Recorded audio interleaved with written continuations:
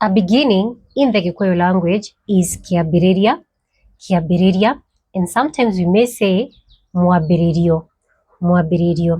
To start something or to start is kwambĩrĩria, kwambĩrĩria, and that's why we have kĩambĩrĩria or mwambĩrĩrio.